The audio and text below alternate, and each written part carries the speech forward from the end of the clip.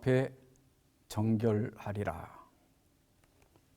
오늘은 승리하는 생애를 위하여 이런 제목으로 말씀을 드리겠습니다. 먼저 하나님 말씀 누가복음 13장 8절 9절입니다. 대답하여 이르되 주인이여 금년에도 그대로 두소서. 내가 두릅하고 거름을 줄이니 이후에 만일 열매가 열면 좋거니와 그렇지 않으면 찍어 버리소서 하였다 하시니라. 어떤 사람이 포도원에 무화과 한 그루를 심었습니다. 그리고 해마다 열매를 따라왔는데 3년을 왔는데 열매를 한 개도 따지 못한 거예요. 그러자 그 주인은 포도원 지게에게 이거 나무 찍어버려라. 어찌 땅만 버리느냐. 그때 포도원 지기가 한 말입니다. 금년에도 그대로 두소서. 내가 땅을 파고 거름을 이제 줄 텐데 그래도 만약 열매가 열리지 않으면 그때 가서 찍어버리십시오. 실물교훈 216페이지 보면 바래진 경고는 이 시대를 살아가는 우리에게도 적용되는 것이다. 무관심한 자들이여 그대들은 주의 포도원에 열매 없는 나무가 아닌가. 그리스도인의 품성의 아름다운 덕성인 성령의 열매가 그대의 생애에서 보이지 않는다 그랬습니다. 여러분, 우리는 왜 늘 승리하지 못합니까? 왜 우리는 변화되지 않습니까? 왜 우리는 더 나아지지 않는 것입니까? 그것은 성령 충만의 부족입니다. 요한복음 7장 37절로 39절에서 명절 끝날 곧 큰 날에 예수께서 서서 외쳐 이르시되 누구든지 목마르거든 내게로 와서 마시라. 나를 믿는 자는 성경의 이름과 같이 그 배에서 생수의 강이 흘러나오리라 하시니 이는 그를 믿는 자들이 받을 성령을 가리켜 말씀하신 것이라 그랬습니다. 내가 목마르거든, 내가 진정으로 변화되고 싶다면, 내가 내 결점을 고치고 싶다면, 내가 죄에서 진정으로 승리하고 싶다면 내게로 와서 마시라. 다시 말하면 성령을 받아라. 예수님은 성령께서 우리를 어떻게 새롭게 하고 또 우리를 어떻게 변화시킬 수 있는지를 설명하기 위해서 자라나는 씨의 비유를 말씀하셨습니다. 마가복음 4장 26절로 29절입니다. 또 가라사대 하나님의 나라는 사람이 씨를 땅에 뿌린 것 같으니 처음에는 싹이요 다음에는 이삭이요 그 다음에는 이삭의 충실한 곡식이라. 열매가 익으면 곧 낫을 대나니 이는 추수 때가 이르렀음이니라. 씨를 뿌리면 싹이 나고 자라서 열매를 맺게 되지요. 씨를 뿌리는 것은 분명히 사람이 해야 하는 일입니다. 그러나 씨에서 싹이 트고 그 씨가 자라나고 열매를 맺는 것은 사람이 하는 일이 아니라 하나님께서 하시는 일이에요. 실물교훈 65페이지 보면 씨가 발하는 것은 영적 생활의 시작을 나타내고 곡식이 자라나는 것은 그리스도인의 성장에 대한 아름다운 표상이다 그랬습니다. 그래서 오늘 이 자라나는 씨의 비유를 통해서 우리가 어떻게 새로운 삶을 시작하고 또 그리스도 안에서 어떻게 성장하는지 그걸 좀 살펴보고자 합니다. 첫째는 싹이 납니다. 예수님께서는 요한복음 3장 3절에서 예수께서 대답하여 가라사대 진실로 진실로 내게 이르노니 사람이 거듭나지 아니하면 하나님 나라를 볼 수 없느니라 그랬어요. 니고데모는 사내들인 회원이었기 때문에 예수님에 대한 보고를 계속 듣고 있었습니다. 그리고 예수님에 대해서 궁금해졌어요. 그래서 그는 직접 가서 예수님의 설교를 들었습니다. 또 예수님께서 특별히 성전을 정결케 하는 것을 보면서 깊은 감동을 받았어요. 그는 그 후에 메시아에 관한 예언들을 연구하기 시작했고 예수님이 메시아라고 하는 확신을 얻게 됐어요. 그래서 밤중에 조용히 예수님을 찾아온 겁니다. 그때 예수님께서 하신 말씀이 바로 이거예요. 이 말씀의 의미는 많은 내용을 포함하고 있습니다. 내가 설교하는 것을 들었고 네가 나와 함께 있었고 네가 성전을 정결케 하는 것을 보았고 그 자리에 있었다고 해서 하나님 나라에 들어가는 것이 아니다. 네가 들었던 그 진리의 말씀들이 네 안에서 새로운 삶을 시작해야 되고 새로운 생명을 주어야 하고 네가 변화되지 않으면 결단코 하나님 나라에 들어갈 수 없다. 그런 뜻입니다. 그러면 우리가 어떻게 거듭날 수 있는가? 첫째, 그리스도를 믿음으로 거듭납니다. 요한복음 1장 12절 13절에 보면 영접하는 자 곧 그 이름을 믿는 자들에게는 하나님의 자녀가 되는 권세를 주셨으니 이는 혈통으로나 육체적 출생으로 되는 것도 아니고 육정으로나 성령으로 되는 것도 아니고 사람의 뜻으로 남자에 의해서 되는 것도 아니고 오직 하나님께로부터 난 자들이니라. 그래서 우리가 하나님께로부터 나야 하나님 나라에 들어갈 수 있다. 하나님께로부터 나야 새로운 시작이 될 수 있다. 새로운 변화가 시작될 수 있다. 그런 뜻입니다. 그러면 어떻게 하나님께로부터 날 것인가? 두 번째는 말씀으로 거듭나는 겁니다.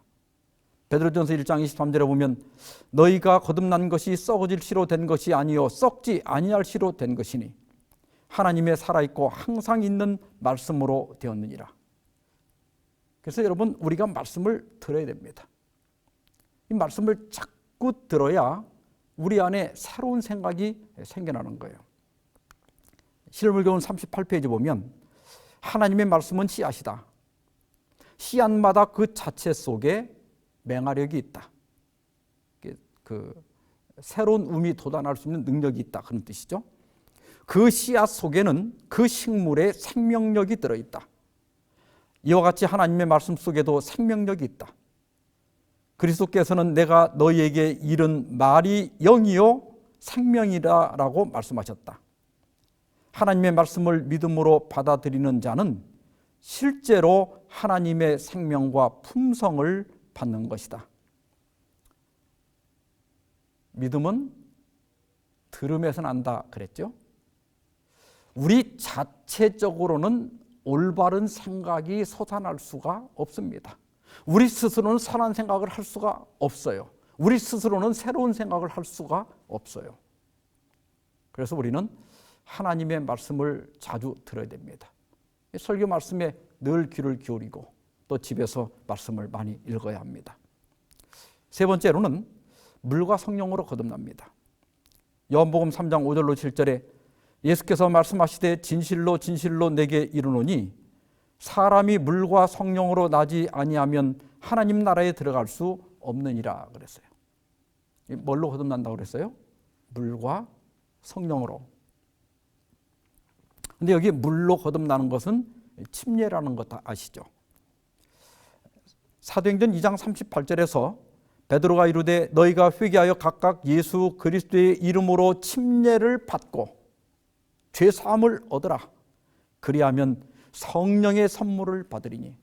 지금 개정판에 성령의 선물을 받으리니 이렇게 되어 있는데 지난 개혁판에는 성령을 선물로 받으리니 이렇게 되어 있어요. 이 두 가지 번역이 다 가능합니다. 성령을 받는다 혹은 성령의 선물을 받는다. 우리가 침례를 받을 때 거기 약속이 있습니다. 성령을 선물로 받는다는 거예요. 기본교리 124페이지에 보면 성령께서 신성이신 그리스도로 인성을 취할 수 있게 해 주셨던 것처럼 우리 예수님은 신성이셨죠. 그런데 성령께서 그에게 인성을 취하게 해 주셨습니다. 성령으로 잉태되셨잖아요. 그 동일한 성령께서 우리가 하나님의 품성의 특성들을 취하는 일을 가능케 해 주신다. 우리는 죄된 인성을 가지고 있어요. 그런데 이런 죄된 인성 속에 성령께서 우리에게 하나님의 신적인 품성을 넣어주신다.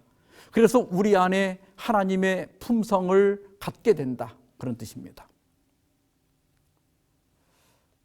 우리가 갖게 되는 신적 품성이 무엇일까?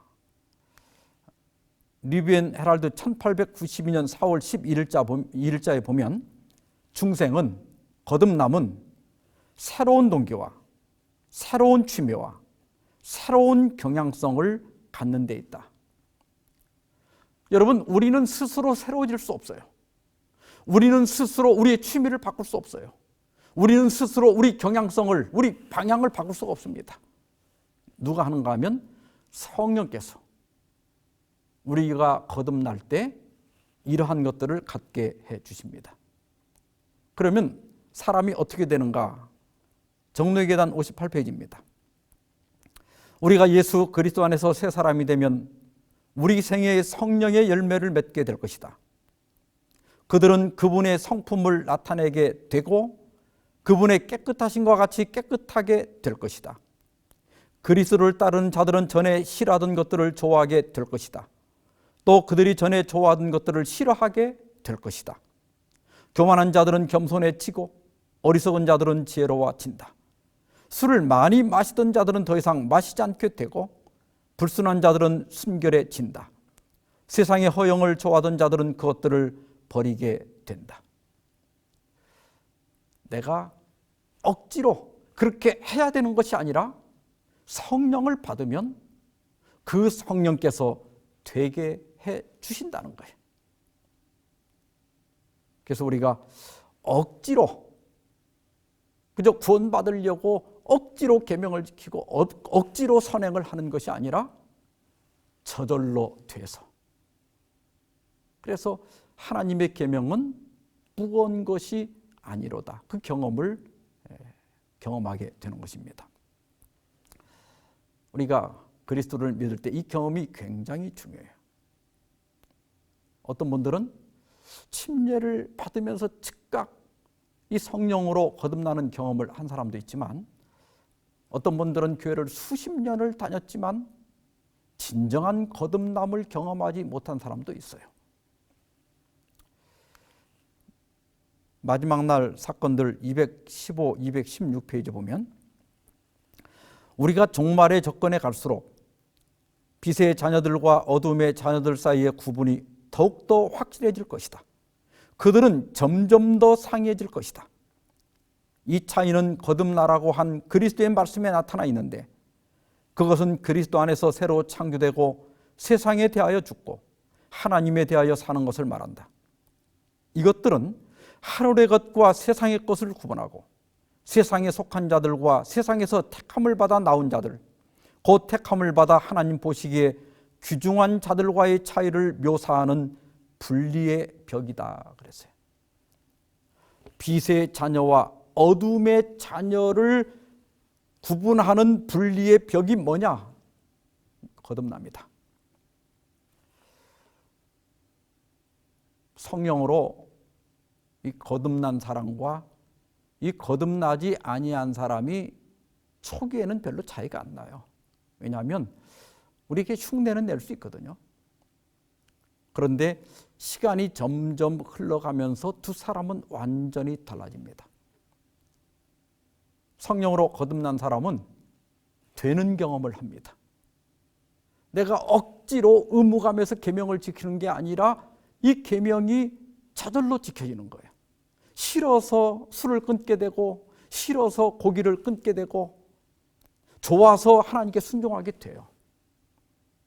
근데 거듭남을 경험하지 못하면 이 안에 새로운 취미나 새로운 경향성이나 새로운 동기가 생기지 않기 때문에 입맛이 그대로 있는 거예요. 자기 취미가 그대로 있는 거예요. 그 악한 성정이 그대로 있는 거예요. 그러니까 이제 겉으로 척하면서 사는 거예요. 흉내 내면서 그냥 사는 거예요. 그래서 진정으로 거듭남을 경험한 사람은 점점 신앙생활을 해가면서 사람이 둥글둥글해집니다. 그리고 그 기쁨이 있어요. 우러나서 하는 거니까, 즐거워서 하는 거니까 기뻐지는 거예요. 근데 거듭남 없이, 성령의 새롭게 하심이 없이 교회를 다니게 되면 신앙생활이 정말 힘들어집니다. 갈수록 아는 건 많고요. 그러니까 더 까다로워지고, 또 나같이 못 사는 사람 정죄하기 좋아하고, 내가 애써서 뭐 하나 좀 조금만 내가 남보다 잘하는 게 있으면 금방 교만해지고, 그래서 정말 힘든 사람이 될 수 있어요. 여러분, 이 거듭남은 분리의 벽입니다. 우리가 빛의 자녀가 될 것인가, 어둠의 자녀가 될 것인가.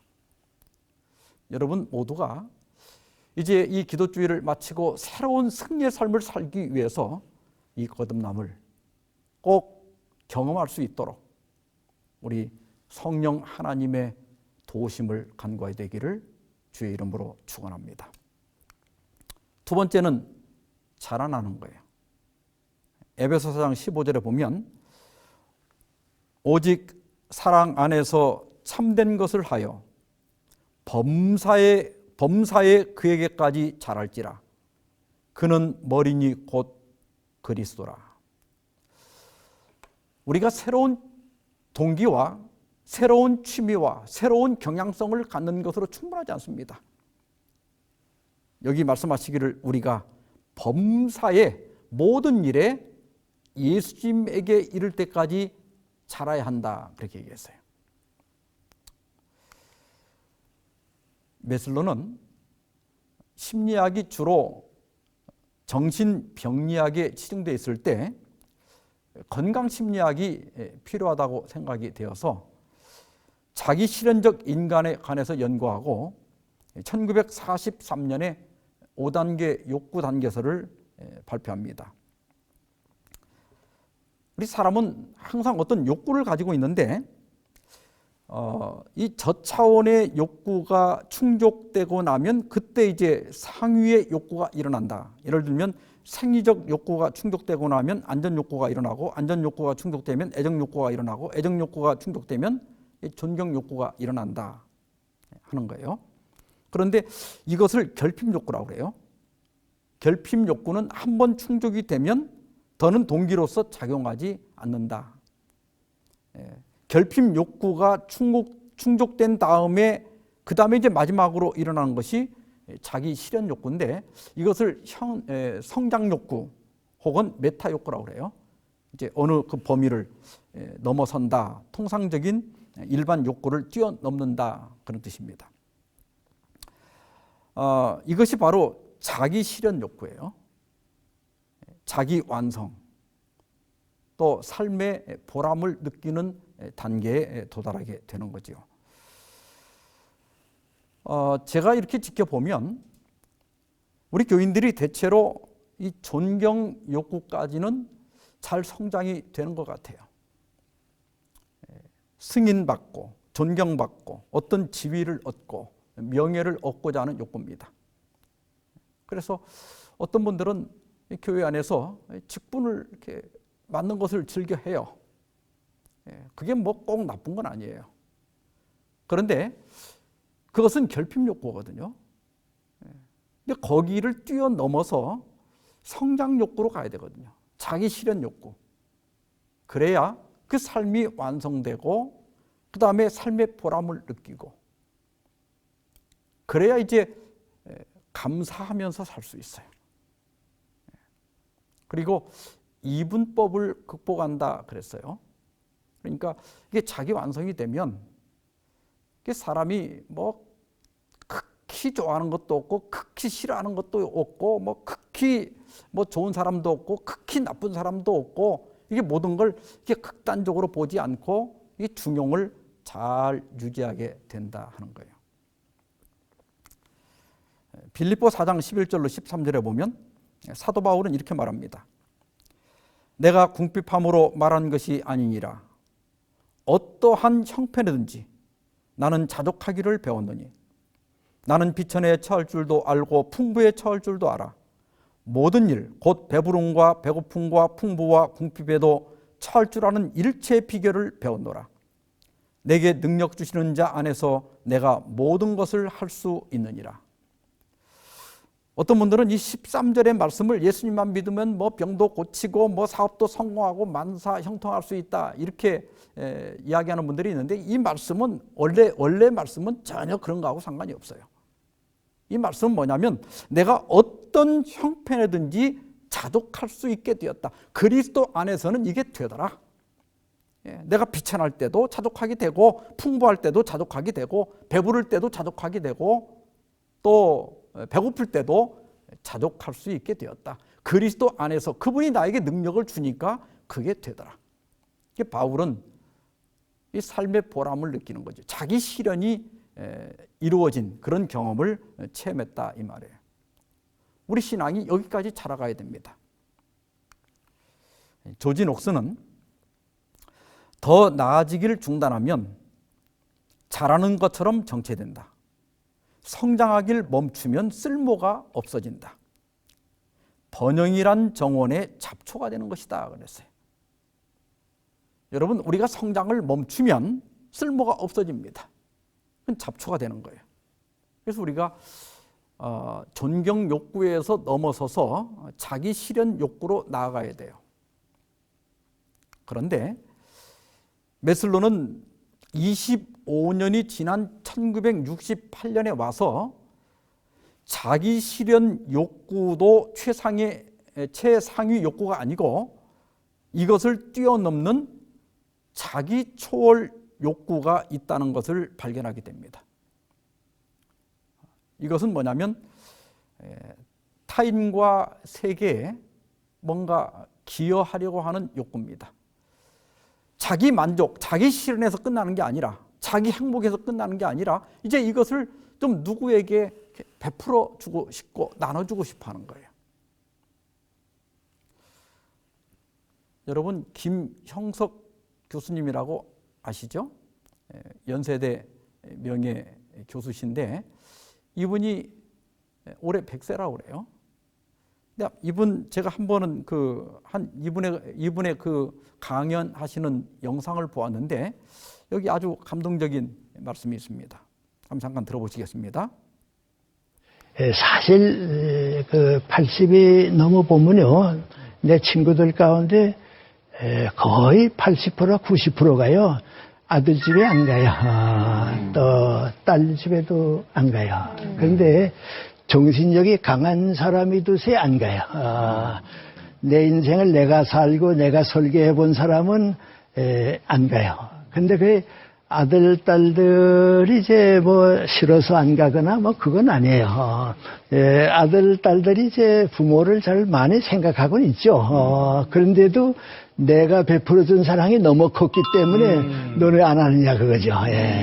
그 부모가 자식에게 주는 사랑은 그건 절대거든요. 그러니까 나는 너한테 100을 사랑했는데 너 나 늙었다고 왜 도와주지 않냐 그러거든요. 그런데 지혜롭게 생각하면 그건 아니에요. 내가 너를 도와준 것을 너는 너희 아들, 딸들에게 주어라.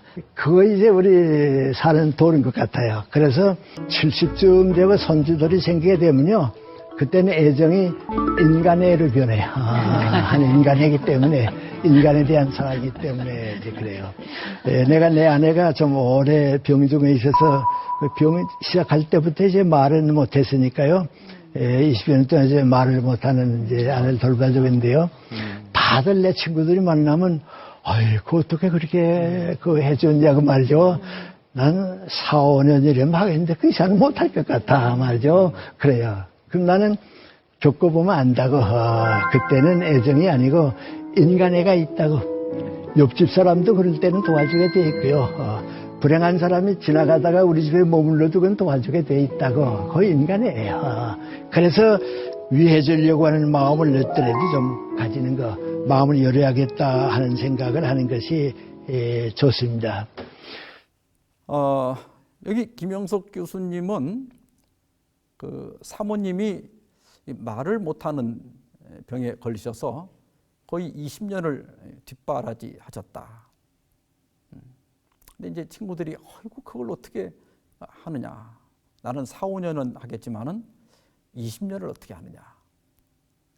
근데 아까 뭐라고 그러셨죠? 인간애가 있다고. 나이가 드니까 인간애가 있다고.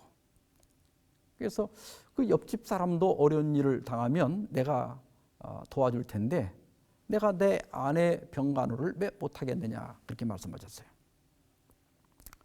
제가 얼마 전에 그 인터넷을 보다가 아주 감동적인 한 기사를 보았습니다. 지난 8월 19일에 A라고 하는 분이 지갑을 잃어버렸는데 그분이 자기 트위터에다가 자기가 겪은 일을 이렇게 올렸습니다. 저는 수요일 지난 8월 14일에 지갑을 잃어버렸다 이렇게 얘기하면서 내 지갑을 주신 할아버지께 연락이 왔다 이렇게 밝히면서 이제 둘이 이렇게 문자를 주고받은 것을 캡처해서 올렸습니다. 그런데 여기 사진에 보면 그 할아버지는 저는 지갑을 주운 71살 된다 하면서 땡땡땡 사옥에서 야간 미화원으로 근무하는데 새벽 3시 40분 자전거로 퇴근하면서 차도에서 발견했다 이렇게 그 지갑을 주운 사연을 밝히고 있습니다. 그래서 정말 감사하다, 살해하고 싶다. 그러니까 그 지갑이 없어서 얼마나 불편하겠냐, 신경 쓰지 마라. 이제 이렇게 카톡을 주고 받았다고 그래요. 근데 거기 트위터에 있는 글에 보면 이제 그 지갑을 좀 어디다 맡기면 내가 찾아가겠다고 했는데 맡길 데가 없다고 그래가지고 직접 만나서 지갑을 받게 됐는데 그 할아버지가 잃어버리지 말라며 새 가방을 사주셔서 지갑을 담아주셨다. 집 가는 길에 어찌나 눈물이 나던지. 이 71살 대신 청소 노동자입니다. 그런데 이 젊은이가 지갑을 잃어버려서 고생하는 걸 보고 어깨에 멜 수 있는 가방을 하나 사주셨는데 이게 사진도 올렸어요. 이런 가방인데 거기 이 말미에 이분이 나도 이런 어른이 되어야겠다고 생각했다. 문자 내용도 가방도 너무 따뜻해서 글 쓰는데 또 눈물이 맺히네. 할아버지 오래 사시고 복 많이 받으세요. 그랬어요. 그래서 이 글을 읽고 많은 네티즌들이 세상은 아직도 살만하다. 그 할아버지가 건강하셨으면 좋겠다. 그리고 지갑 문구까지 완벽하다. 그래서 저도 그 여기 빨간 가방 그 오른쪽 아래에 보니까 Make your dreams happen 이렇게 돼 있어요. 당신의 꿈을 이루라. 이 할아버지는 청소 노동자지만 그러나 누구보다도 인생의 경지에 올라간 분이 아닌가 그런 생각을 저도 해보게 되었습니다. 지갑을 이렇게 찾아서 돌려주는 것도 참 대단한 일인데 거기다가 가방까지 사서 주시는 거. 이분이 비록 청소를 하는 분이지만은 어떤 성자보다도 높은 경지에 오른 분이다. 저는 그렇게 생각합니다.